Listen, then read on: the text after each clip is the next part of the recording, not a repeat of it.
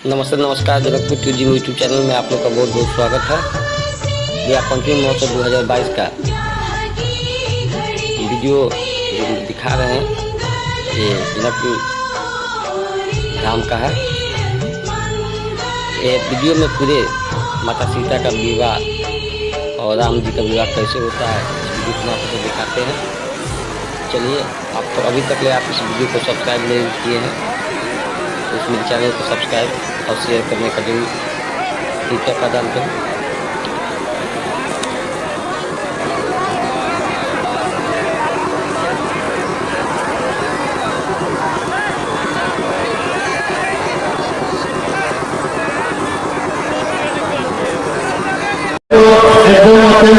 सूचना समस्तीपुर निवासी जैन राय जी, आप राम मंदिर के आगे गेट पर चले जाए, आपका मित्र आपको खोज रहा है।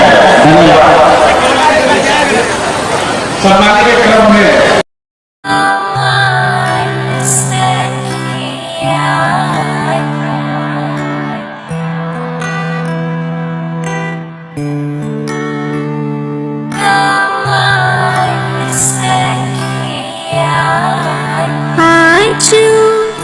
मिथिला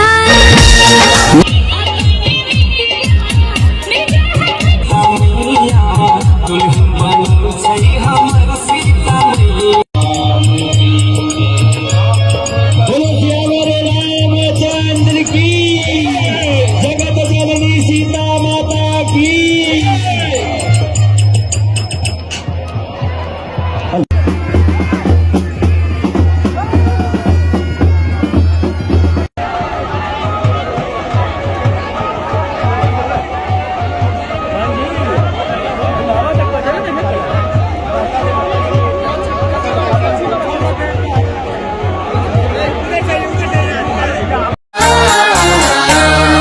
रचा है सृष्टि को जिस प्रभु ने, वही ये सृष्टि चला रहे हैं।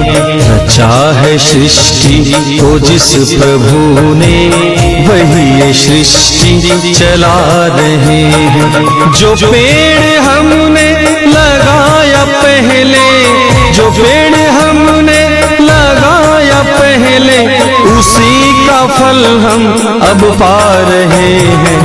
रचा है सृष्टि को जिस प्रभु ने, वही ये सृष्टि चला रहे हैं। रचा है सृष्टि को जिस प्रभु ने, वही ये सृष्टि चला रहे हैं। आजू मिथिला नगर आने हाल सखिया, आजू मिथिला नगर आने हाल सखिया। चारों दुल्हा में बड़का कमाल सखिया, चारों दुल्हा में बड़का कमाल सखिया।